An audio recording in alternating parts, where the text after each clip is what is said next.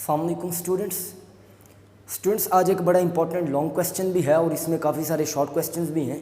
वो टॉपिक मैं स्टार्ट कर रहा हूँ और वो है हमारे पास आइसोमरिज्म। अब आइसोमरिज्म है क्या? आइसोमरिज्म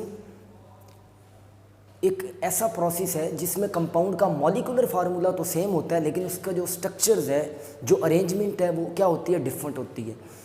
तो isomerism is the process in which compound है व same molecular formula but different structural formula. Molecular formula तो सेम होगा लेकिन स्ट्रक्चरल फार्मूला क्या होगा? डिफरेंट होगा। इसे आप कहते हैं आइसोमर एंड इस फिनोमेना को कहते हैं हम लोग आइसोमरिज्म। तो देखिएगा आइसोमरिज्म बेसिकली है क्या?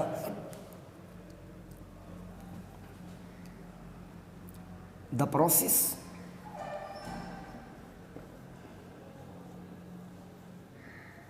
in which compound have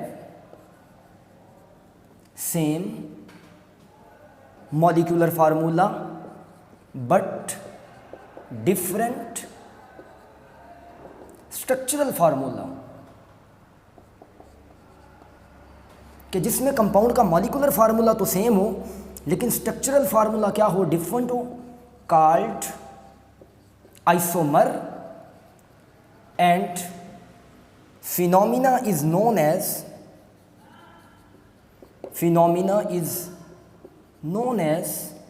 isomerism। और इस अमल को हम लोग क्या कह देते हैं? आइसोमरिज्म। तो ये हमारे पास क्या था? What is isomerism? आइसोमरिज्म क्या है? कि the process in which compound have same molecular formula, कि स्टूडेंट्स कंपाउंड का मॉलिक्यूलर फार्मूला तो सेम हो लेकिन जो स्ट्रक्चर हो वो क्या हो? डिफरेंट हो। और अगर अब मैं इसकी एग्जांपल्स की बात करूं,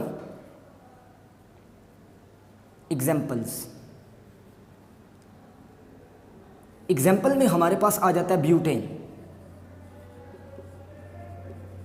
अब अगर मैं बात करूं ब्यूटेन का जो फार्मूला है वो क्या होता है हमारे पास? C4H10। ये ब्यूटेन का क्या है? Molecular formula. तो इसको अरेंज करने के दो तरीके हैं। देखें, आपके पास ये 4 कार्बन और आपके पास ये भी क्या है जी? 4 कार्बन। अब मैं वैलेंसी पूरी करता हूँ, यहाँ पे 3 हाइड्रोजन, यहाँ पे 2 हाइड्रोजन, यहाँ पे 2 हाइड्रोजन और यहाँ पे 3 हाइड्रोजन। अब यहाँ पे 3 हाइड्रोजन, यहाँ पे भी 3 हाइड्रोजन, यहाँ पे 1 और यहाँ पे 3। अब देखें फार्मूला अगर हम चेक करें तो हमारे पास इसका भी C4H10 बन रहा है और इसका भी क्या बन रहा है? C4H10। लेकिन इस वाले को हम कहते हैं N ब्यूटेन। है तो ये भी ब्यूटेन है, दूसरे वाला भी ब्यूटेन है, लेकिन ये क्या है जी? N butane.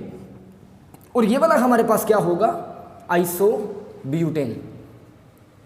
तो ये है जी ब्यूटेन के 2 आइसोमर जिनका मॉलिक्यूलर फार्मूला तो सेम है लेकिन जो स्ट्रक्चरल फार्मूला है वो क्या है जी? डिफरेंट है। तो means butane have 2 isomers, N butane and isobutane. तो दोनों का मॉलिक्यूलर फार्मूला सेम है लेकिन स्ट्रक्चर क्या है? डिफरेंट है। अब नेक्स्ट जो है हमारे पास वो है इसकी टाइप्स। अब अगर मैं टाइप्स की बात करूं, टाइप्स ऑफ आइसोमरिज्म,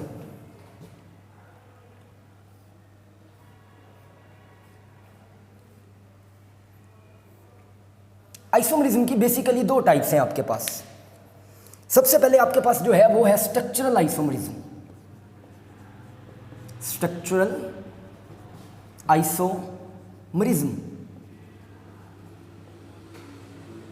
और जो आपके पास सेकंड में अब आती है वो आपके पास आ जाता है ज्योमेट्रिकल या सिस ट्रांस आइसोमरिज्म। ज्योमेट्रिकल और cis trans isomerism means isomerism have 2 types. Isomerism की 2 टाइप हैं।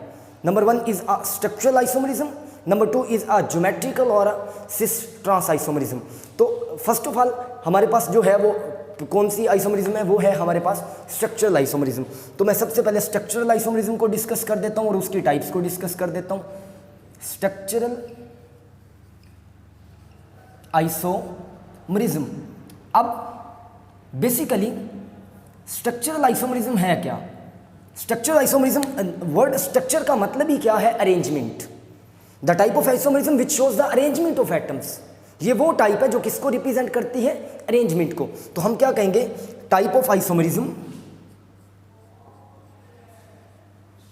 Type of isomerism which shows the arrangement of an atoms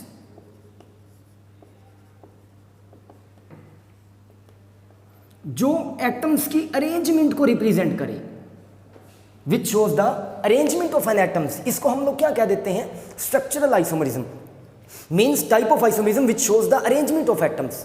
ये आइसोमरिज्म की वो टाइप है जो क्या रिप्रेजेंट करती है, अरेंजमेंट को। मिसाल के तौर पर अगर मैं बात करूं, यही सिंपल अगर मैं लेना चाहूँ अरेंजमेंट की, तो मैं ब्यूटेन की बात कर सकता हूं, या मैं किसकी बात करता हूं, पेंटेन की। अब अगर मैं पेंटेन की बात करूं, इसकी एग्जांपल हमारे पास क्या आ गई, पेंटेन।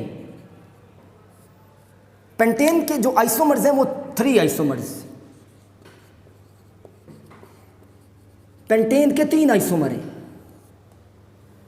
जिसमें हमारे पास आ जाता है कि या तो 5 के 5 कार्बन सीडी चेन में हो, या फिर 4 कार्बन सीडी चेन में हो, एक ब्रांच पे आ जाए, या फिर हमारे पास आ जाता है कि 3 कार्बन सीडी चेन में हो और एक ही कार्बन पे 2 ब्रांचेज आ जाए।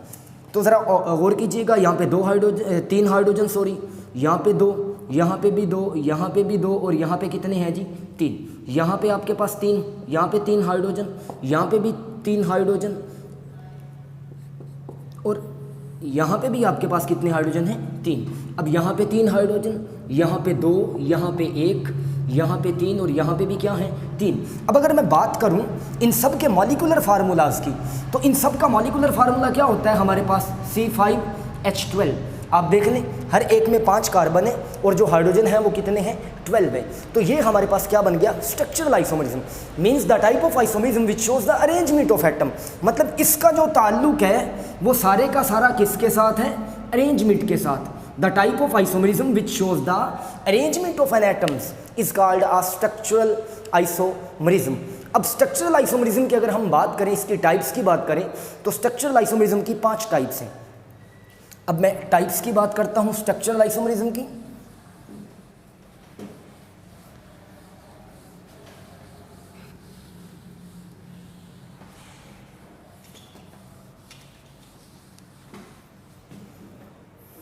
तो नेक्स्ट हमारे पास क्या बना, types of structural isomerism, types of structural isomerism. अगर मैं स्ट्रक्चरल आइसोमरिज्म की टाइप्स की बात करता हूं, तो स्टूडेंट्स स्ट्रक्चरल आइसोमरिज्म की बेसिकली 5 टाइप हैं, जिसमें सबसे पहली जो हमारे पास आ जाती है, नंबर 1, वो हमारे पास आ जाती है चेन आइसोमरिज्म। Chain isomerism. अब चेन आइसोमरिज्म क्या होती है हमारे पास, the type of isomerism in which compound have a same molecular formula. अब इसमें मॉलिक्यूलर फार्मूला तो सेम होगा, लेकिन जो चीज़ डिफरेंट होगी वो कार्बन स्केलेटन होगा, वो कार्बन की चेन होगी, वो कार्बन की नेचर होगी, मतलब चेन डिफरेंट होगी। तो मैं क्या कहूँगा, the type of isomerism in which compound have same molecular formula but different chain of carbon atoms, या इसको आप ऐसे कह सकते हैं कार्बन स्केलेटन। ये जो होगा ये आपके पास क्या होगा, डिफरेंट होगा। मतलब इसमें जो होगा मॉलिक्यूलर फार्मूला सेम होगा, लेकिन जो चीज़ डिफरेंट है वो क्या हो रही है आपके पास, differ in chain of carbon, या कार्बन स्केलेटन के लिहाज से ये क्या हो रहा है, डिफर हो रहा है। इसको आप क्या कह देते हैं, चेन आइसोमरिज्म। मिसाल के तौर पर अब अगर इसकी मैं एग्जांपल चेन आइसोमरिज्म की बात करूं, तो इसमें आपने याद रखना है, मैं सिंपल लिख रहा हूं, आपने ब्यूटेन की एग्जांपल भी दे देनी है और आपने पेंटेन की एग्जांपल भी दे देनी है। ये दोनों एग्जांपल आप इसमें दे सकते हैं। इसमें आप ब्यूटेन की एग्जांपल भी दे सकते हैं और आप इसमें पेंटेन की भी जो एग्जांपल है ये भी दे सकते हैं। अब ज़रा ऑब्जर्व कीजिएगा, ये तो हो गया डिस्कस। अब इसके बाद चेन आइसोमरिज्म के बाद हमारे पास जो आइसोमरिज्म आ जाती है वो आती है हमारे पास, और अगर चाहें तो आप लोग इसमें तीसरी एग्जांपल भी मैं बता दूं, ईथर की दे दें बेशक, ये भी आपके पास आ सकती है। और नंबर 4 में आपके पास जो एग्जांपल बन सकती है वो बन सकती है किसकी, कीटोन। तो ये 4 हैं, आप इनमें से कोई भी जो एग्जाम्पल देना चाहें वो आप दे सकते हैं। अब ज़रा आप लोग गौर कीजिएगा, एक मैं नंबर 3 वाली को डिस्कस कर देता हूँ, ईथर एंड अल्कोहल्स।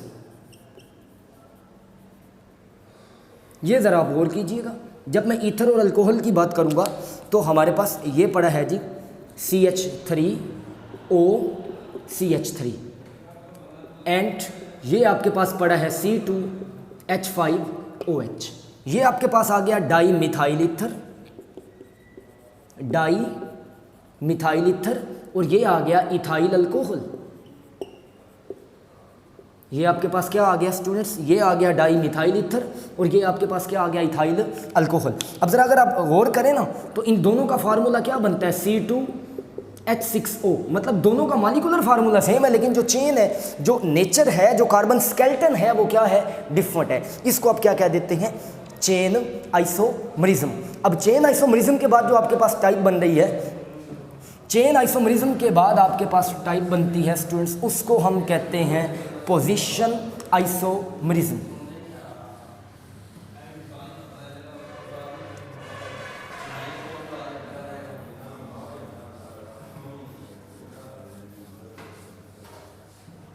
अब नेक्स्ट जो हमारे पास बन रहा है वो क्या बन रहा है जी, पोजीशन आइसोमरिज्म। तो नेक्स्ट में मैं लिखूंगा पोजीशन आइसोमरिज्म। अब बेसिकली पोजीशन आइसोमरिज्म क्या होता है। अब स्टूडेंट्स पोजीशन आइसोमरिज्म में आपके पास फंक्शनल ग्रुप सेम है, लेकिन उसकी जो पोजीशन है वो क्या है, डिफरेंट है।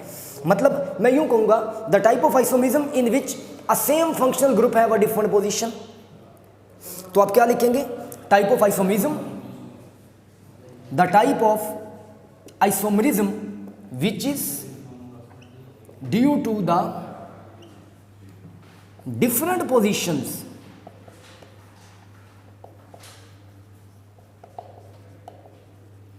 Of same functional group. कि आपके पास सेम फंक्शनल ग्रुप है, एक ही फंक्शनल ग्रुप है, लेकिन उसकी जो पोजीशन है वो क्या हो चुकी है, डिफरेंट हो चुकी है। अब इसकी आप एग्जांपल देखें तो इसमें आपके पास आ जाता है 1 ब्यूटीन। अब 1 ब्यूटीन में हमारे पास जो बनता है वो देखें ज़रा क्या बन रहा है जी। 1 ब्यूटीन में हमारे पास आ गया, ये टोटल 4 कार्बन है, ये आ गया डबल बॉन्ड। तो देखें यहाँ पे 2 हाइड्रोजन, यहाँ पे 1, यहाँ पे 2 और यहाँ पे कितने आ गए, 3। ये 1 ब्यूटीन। और उसके बाद जो एग्जांपल बन रही है वो हमारे पास किसकी बन रही है जी, 2 ब्यूटीन। अब देखिए जस्ट ये 1 ब्यूटीन और ये 2 ब्यूटीन, फ़र्क किस चीज़ का है, ये 2 ब्यूटीन आ गई आपके पास। अब 2 ब्यूटीन में कहाँ पे डबल बॉन्ड है, नंबर 2 पे। यहाँ पे नंबर 1 पे डबल बॉन्ड था, और यहाँ पे डबल बॉन्ड कौन सी पोजीशन पे है, नंबर 2 पे। यहाँ पर भी 3 हाइड्रोजन, यहाँ पे 1, यहाँ पे 1 और यहाँ पर भी कितने आ जाएंगे, 3। तो ये आपके पास क्या बन चुका है, ये आपके पास बन गया स्टूडेंट्स पोजीशन आइसोमरिज्म। क्या मतलब, जिसमें सिर्फ पोजीशन जो है वो एक ही फंक्शन ग्रुप की क्या हो जाए, चेंज हो जाए। इसमें आप 1 क्लोरोप्रोपेन की बात करें, 2 क्लोरोप्रोपेन की बात करें, डिफरेंट टाइप ऑफ एग्जांपल्स जो हैं वो हमारे बुक में लिखी हुई हैं। अगर आप ये करना चाहें तो ये कर लें। अब इसके बाद जो हमारे पास बनता है, पोजीशन के बाद सी पे हमारे पास आ गया फंक्शनल ग्रुप आइसोमरिज्म। अब फंक्शनल ग्रुप आइसोमरिज्म क्या होता है स्टूडेंट्स, कि इसमें मॉलिक्यूलर फार्मूला सेम होगा लेकिन फंक्शनल ग्रुप डिफरेंट होगा। The type of isomerism which is due to different functional groups. The type of isomerism in which compound have same molecular formula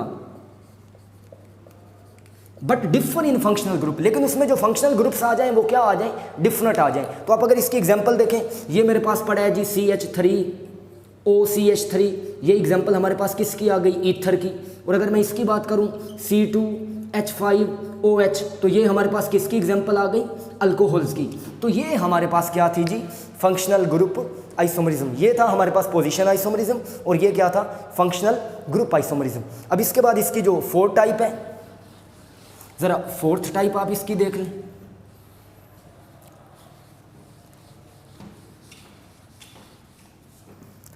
अगर मैं इसकी 4th टाइप की बात करूं तो 4th टाइप में हमारे पास जो बनता है वो बनता है फंक्शनल ग्रुप के बाद मेटामरिज्म। तो आपके पास जो डी बना वो क्या बना, मेटामरिज्म।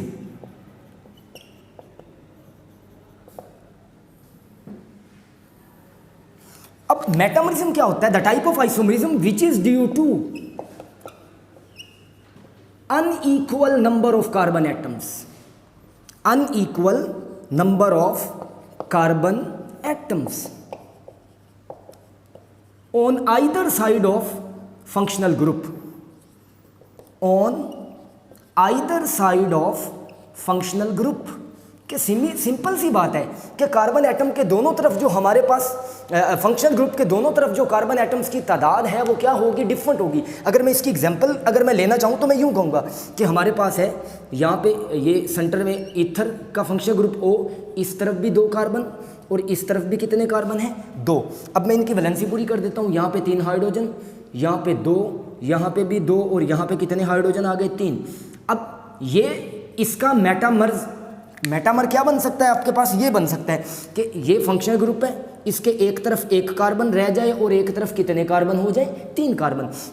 मतलब जस्ट यहाँ से 1 कार्बन आपने इस तरफ ट्रांसफ़र कर दिया, यहाँ पर 3 हाइड्रोजन, यहाँ पे 2 हाइड्रोजन, यहाँ पे 2 हाइड्रोजन और यहाँ पे क्या बन गया? 3 हाइड्रोजन। तो ये था di ethyl ether, di ethyl ether. तो ये आपके पास क्या बना? Methyl n propyl ether, n propyl ether. तो ये आपके पास क्या बन गया? मेटामर्स। इसमें देखें इस वाले में क्या है? एक तरफ 3 कार्बन है और एक तरफ क्या है? 1 कार्बन। तो इसका मतलब है ये दोनों एक दूसरे के क्या हुए? Metamer. The isomerism which is due to unequal number of carbon atoms, जो कार्बन एटम्स की तादाद डिफरेंट होने की वजह से हो on either side of functional group. और अब इसमें जो लास्ट वन हमारे पास बचता है, लास्ट वन हमारे पास बचा tautomerism. Last one is tautomerism. और कोशिश तो यही होगी मेरी कि जो हमारे पास ज्योमेट्रिकल आइसोमरिज्म है उसको हम नेक्स्ट टॉपिक लेक्चर में डिस्कस करें। तो last one is टाटोमरिज्म।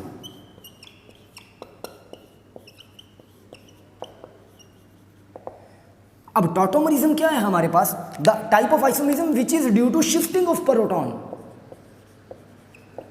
Which is due to shifting of proton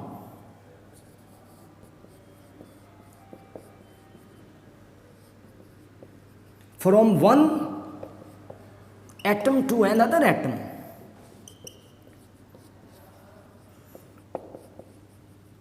within a same compound, within same compound। Compound आपके पास क्या होगा? सेम होगा।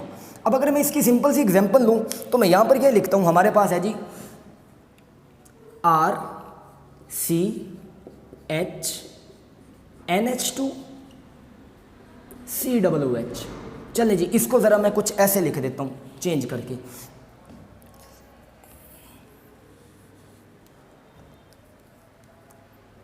NH2, यहाँ पे नाइट्रोजन के पास 2 लोन पेयर ऑफ इलेक्ट्रॉन मौजूद है, मतलब ये एक लोन पेयर है, सॉरी टू से। अब होगा क्या? यहाँ पे हमारे पास पड़ा है H। अगर ये लोन पेयर ऑफ इलेक्ट्रॉन, इसकी मदद से हम ये हाइड्रोजन रिमूव कर लें तो ये जो इलेक्ट्रॉन का जोड़ा होगा वो किस पे आ जाएगा? O के ऊपर आ जाएगा। तो आपके पास कुछ फार्मूला यूँ बनेगा RCH और ये आपके पास है COO नेगेटिव और ये आपके पास बन गया NH3 पॉजिटिव। तो ये आपके पास था जी NH3 पॉजिटिव। इसकी वजह से ये जो आयन बना है इसको कहते हैं ज़वीटर आयन। इस सवाल के पूछने के 2 तरीके हैं पेपर में कि व्हाट इज ज़वीटर आयन या what do you mean by tautomerism. तो टाटोमरिज्म क्या है? The isomerism which is due to shifting of proton, जो प्रोटॉन के शिफ्ट करने की वजह से हो from one atom to another atom within a same compound. तो यहाँ देखें इसमें हमारे पास अमाइनो एसिड था। अमाइनो एसिड में अगर हमने देखा अमाइनो ग्रुप जो है उसने क्या किया? यहाँ से प्रोटॉन को रिमूव किया तो ये बेसिक है और ये क्या हुआ? एसिडिक। तो यहाँ पर जो आपके पास आयन बना वो क्या बना? ज़वीटर आयन। इसको आपने शॉर्ट के लिहाज से भी प्रिपेयर करना है और स्टूडेंट्स लॉन्ग के लिहाज से भी प्रिपेयर करना है। ओके, अल्लाह हाफिज़।